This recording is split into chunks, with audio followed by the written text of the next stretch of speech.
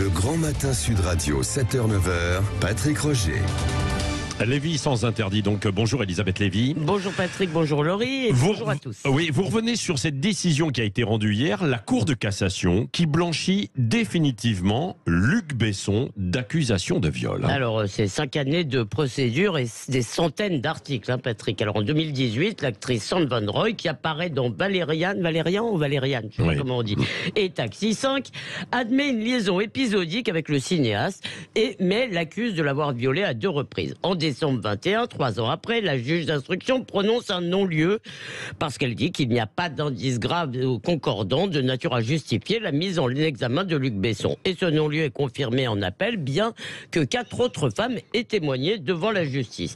Hier, la Cour de cassation a donc écarté le recours en cassation de Sandra Van Roy et la comédienne dénonce la justice française qui, dit-elle, refuse de se pencher sur des éléments de preuve du dossier. Elle va saisir la Cour européenne des droits de l'homme et tente aussi d'intenter une procédure en Belgique. Mais la justice dit qu'il n'y a pas de preuves. Est-ce que cela fait de Besson un innocent? Eh bien oui, évidemment, 3 fois oui, parce que cet argument néo-féministe piétine un principe essentiel de la justice en démocratie, et qu'il s'agisse de viol, de vol ou d'agression d'un policier. Si un tribunal ne prouve pas votre culpabilité, vous êtes innocent, point barre, c'est simple.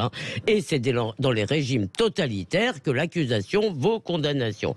Alors c'est cruel, je le sais, mais les femmes doivent savoir que sans preuve et sans indice sérieux, elles n'obtiendront jamais justice, même si les faits ont eu lieu. Et en plus, les viols dans le cadre d'une relation consentie, d'une liaison, comme elle l'avait avec Luc Besson, sont toujours difficiles à prouver, en particulier quand ces viols sont répétés, parce qu'on se dit que c'est quand même, si vous êtes allé une première fois, vous y retournez une deuxième, bon, c'est compliqué, c'est pas impossible, mais c'est compliqué. Alors, cette affaire devrait quand même pousser les médias à faire leur examen de conscience, parce que pour la sainte cause MeToo, ils ont brisé des carrières, détruit des réputations, disloqué des familles, et ça en l'absence de tout jugement. Alors hier, ils ont tous annoncé, attention, tous les médias ont annoncé la décision de la Cour de cassation sur Luc Besson, mais franchement plutôt discrètement et certainement pas avec le même bruit que celui qu'ils ont donné à l'affaire. Alors, mais il faut quand même dire que c'est un méga camouflé pour Mediapart. Entre 2018 et 2021, le site d'Edoui Plenel a publié 18 articles fleuves, c'est des articles mais immenses, sur l'affaire Besson, donnant la parole à plusieurs femmes anonymes qui accusaient le cinéaste de gestes déplacés, de contacts imposés.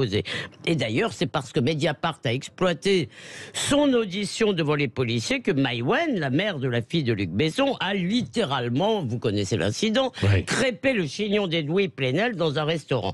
Elle lui a fait une baffe, je crois. Non, elle l'a tiré par les cheveux. Elle l'a tiré par les cheveux, oui. Enfin, je crois qu'elle a été assez violente. Mais,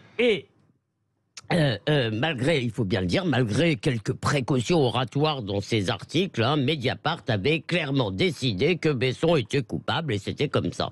Alors, la bonne nouvelle, pour finir, c'est que le public ne marche plus dans cette justice stalinienne. Je vous invite à aller regarder les commentaires sous l'article du Monde. Ils vont tous dans le même sens. Tout le monde dit ça suffit, ces histoires et ces lynchages, et les gens en ont assez, contrairement visiblement à une certaine gauche qui adore dresser des bûchers parce que, reniant ses propres principes, elle préfère désormais condamner des innocents que laisser filer des coupables. Merci Elisabeth Lévy.